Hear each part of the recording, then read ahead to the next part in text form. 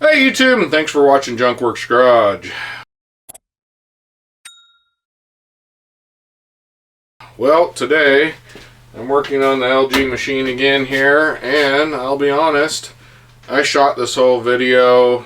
It did not go very well, and I definitely had some problems putting in the new shocks. So I thought I'd just shoot it all over again. Not really. I actually got the machine this far. As you can see, the top's off of it. I replaced the bearing in this. So while I was doing that, I realized the shocks felt like they were kind of shot. And I decided I should do that as well. But I figured some of you may not want to watch the whole thing, just the part for the shocks. So I started kind of doing stuff on the shocks in between doing other things, and my mind, I guess, wasn't on it, and I wasn't paying attention. And I got it all back put together here, minus the top, and luckily minus the spring here, and realized in doing some editing that I put the shocks in upside down, so I need to redo them anyway. That video didn't turn out. So I'm going to try and show you the correct way of doing it, and now that I've done it once, now I have a better idea of how to do it. Not that it's hard, I just made it look hard, as I do sometimes, because it was my first time doing it. But hopefully this video turns out better than that one, and let's get to it. And the first thing you need to do is pull off the top. So I'm going to show you some video from me doing that before.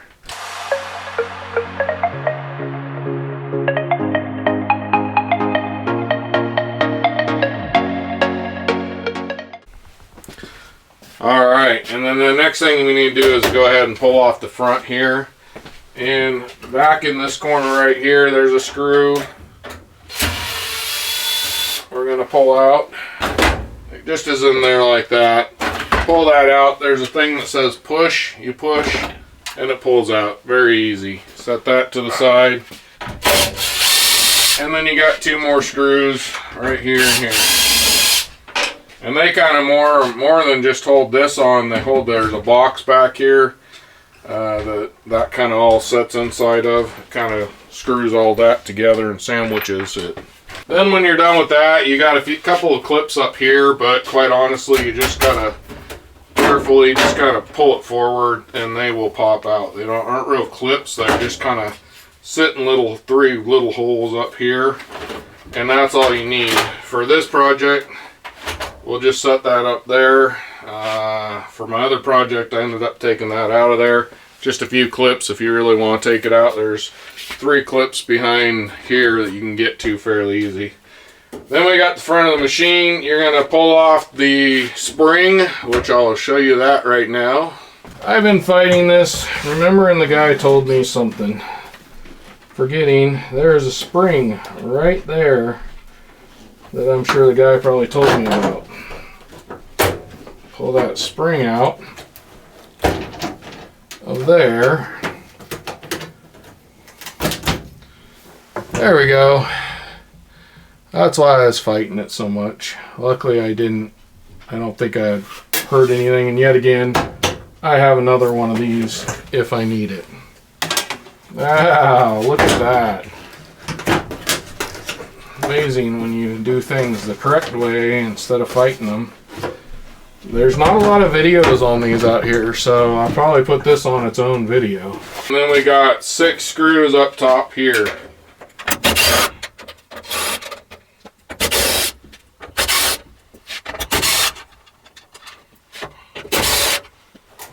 Now, before I go taking off the last one, I should explain, I also took the door off just to get out of my way to do this work and to make this lighter. You don't have to do that, but there's only 4 screws. You pull up on the door and it pops off. But if you don't want to take the door off, which you don't need to take the door off to do this particular job anyway, you can get the spring out without taking the door off and everything. Leave 1 screw in. Make sure you have good hold of everything, because as soon as you take this last screw out, the whole thing's going to want to fall forward. Yet again, I don't have that weight on there, so I'm not worried about it. Then down here, there's going to be a door, which I've gotten rid of altogether. I don't even know where mine is. It just gets in the way and it's easy to pop off, so I would suggest popping it off if you're in a basement that's unfinished and it doesn't matter anyway. I just didn't care and it just got in the way of getting this done, so I popped that out. It also has a plastic bin in here, and I think there's 2 screws that hold that plastic bin in. Mine is also gone. I had that, and I don't know where it went. The last time I changed the pump on it, I think I did some stuff and got rid of that. But, and then you got your hose down here, which you could, you know, shove that in a little ways if you want. Doesn't really matter. It doesn't really get in the way. But I would do that first before I unscrewed these ones up here. So you get rid of that stuff. Then this just pulls forward. And back here, you don't pull too hard. You have your door latch mechanism here. That, you go in there, and there's a plug on that, which you squeeze and pull. Then it pulls forward and up. And there's 3 little feet down there that those holes right there go into, and that just kind of holds the thing on. It's fairly simple to pull off. The hard part is the spring, and the harder part is getting the spring back on, which I actually have a tool that I ordered. It'll hopefully be here by the time we finish this video. We'll see. I got it spun around so we can look at this better. Second of all, I've unplugged it. I've unhooked it from the water. We're not hooked to anything. Still be careful. There could be capacitors and things that are in here that can hold residual power, so be careful where you're putting your fingers regardless of what you're doing. And we're going to just go ahead and pull off this right here. Also, I see this right here, which honestly, the last time I worked on this kind of alerted me that this thing was moving around too much. Somebody told me there's a way to lift this and take this off without bending it. He is correct. I have actually in the past kind of bent this so I could get this out of here. Just lift it and pull it out. So thank you to the guy that commented that in one of my videos. So we're here in the back and we're looking at this right here. And as you can see, I have mine upside down. I don't know why I thought that was the direction it went. I should know better. Normal shocks would always have this on the bottom. I, for some reason, thought I remember this being on the top, the actual piston piece here, but it's not. So I'll go ahead and I'll show you how to take these out. The first time I did this right here was on this side, and I started pulling it out and it hit against here. I thought, oh well, why did they put it in that way? And so I started putting mine in this way and realized it's hitting all this stuff over here. So this pin right here, you have to take out. Either you need to pull it part way out and cut it, and then you can get it the rest of the way out. But either way, it's got a saddle that is screwed in to the back end here. So I'm going to go ahead and unscrew that and then kind of show you how you pull these apart. Actually, I am going to start pulling this out because I think being able to pry against here might help the process of getting this out. Here's the other thing. The old ones came out not easy, but fairly easy. But these new ones were really hard to get in. I had trouble getting them in. So I don't know if these pins are a little bigger than the original ones, or if it was just me that day, I was having a bad day, who knows. So I got a 12mm wrench here. It seems to be the consensus of what you put on there. And that just needs to be put on there. And that depresses the little piece that holds it in there. So I got a pair of pliers here. Got the wrench on there. I'm going to try kind of just twisting and pulling a little bit here, which does get it most of the way out, gets it started, and then you can kind of pry it out with the pliers. I'm not going to pull it all the way out because, like I said, it's going to hit all this stuff, I believe. You know what? It might not. We're going to try and pull this out this direction. So I think we're gonna be hitting. Yep. I could pop this tube off here and probably get to it, which in a lot of times I would end up pulling that off because I need to clean it out anyway, but I'm just going to pull this out.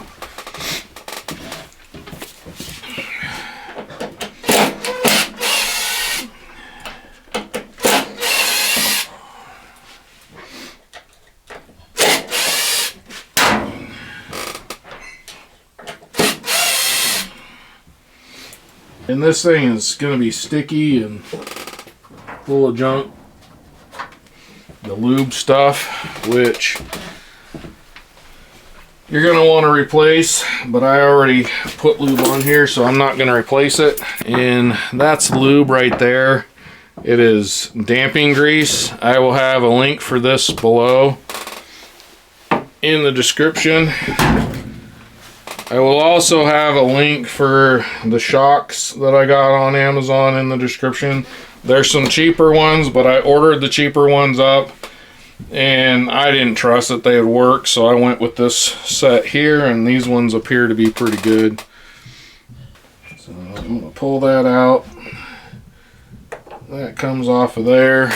And I'm going to do the same thing down below here. You probably won't be able to see that, but I'm just going to take and put the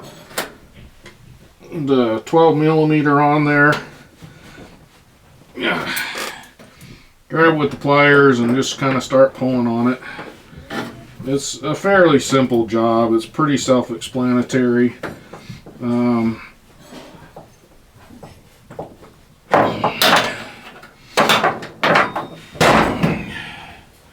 There's that.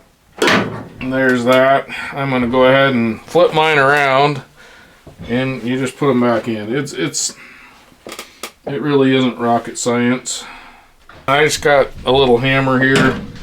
Kind of wish I had a smaller one, but I don't. And I'm just popping that in there. The main thing is this piece right here, make sure you have it the right way. I also, the first time I did this, somehow ended up with it like this, and then it didn't go on, so definitely want to make sure you have this the right direction. And I would put it in this way because it will come out this direction if you want. See, I was able to push that in with my hands. I'll tell you right now, that's not going to happen when that pin is new. It definitely was not easy to get these pins in the first time here. Then we're just going to take the screws here, and you might have to push down and dampen it a little bit to get it where it needs to be. And do this by hand. You're just going into plastic, so you want to be careful that you don't strip the plastic out. At least get it started by hand. And then right over there and right over there, you can kind of see where the shocks are on either side. You're just going to go through here, go through here. You're going to fight it. This side will be easy. This side is a little bit more of a fight, and actually the pin goes back to front on this side. And the reason for that is because you have definitely more room to pull on stuff backwards, although it's a little bit harder to get back there and pull, as to where this one just pulls right out. So this is probably the easiest one next to the back one. On this side over here, I got the other side done fairly easy. I did that with just a pair of pliers and pulled them in and out, and the 12 millimeter wrench. But I was able to get the 12 millimeter wrench in on this side here, and now you probably can't see nothing here, but you'll be in my way if I try and film, so I can't really show you. But I also have a screwdriver here, just an old screwdriver, and I'm getting on the kind of back side of that pin, and I've been able to knock it out somewhat, because getting back there with the pair of pliers has been nearly impossible. So I mean, I'm sure you could do it, and actually, to be honest, if I opened up the back of this machine, I could maybe reach in back there with a pair of pliers and pull from the back might be easier, but now I've got this working, so.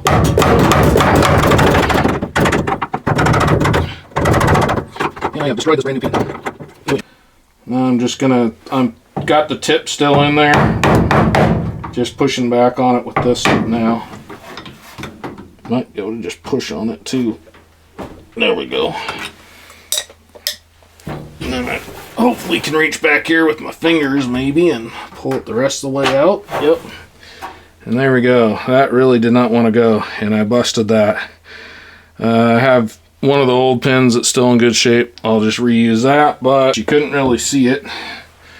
I put the 13 millimeter around this, and then I reached over the top and just got in here with my screwdriver, as you can see, and was able to get it out a little ways. And then I got back underneath, there's a lip right here I was able to get, which obviously destroyed it some more. So you probably won't be reusing your pins if you use that method, so it might be better to try and get it from the back. I don't know. There's quite a bit of space under this machine, and that's probably how if I have to ever do it again, which if I ever have to do it again, I don't know if this machine's going to get fixed, but if I ever have to do it again, I will probably go in from the back for that one. We got all the pins kind of in their places here. I went ahead and actually, the one down here, I put it in front to back. I may regret that another day, but like I said, I don't know as I'm ever going to work on this again. So I put it in front to back because it was just easier to get it in there that way, and then I used the end of the screwdriver and kind of tapped it in there. It went in good enough that it didn't hurt anything. Now I got this 2x4 right here. You can use whatever you want. This is what I had laying around, so that's what I'm using. But those, I can get on to the tops of the rest of these. Now they're kind of in, and knock them all down in there.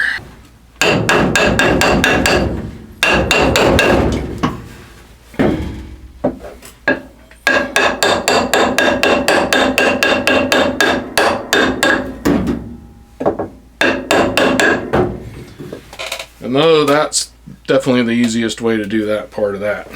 So in the end, it was actually a little harder than I thought it would be, but it's not that hard. And now we got them all in the right direction. They're all in, they're all done, they're all new, and I can move on with life, hopefully.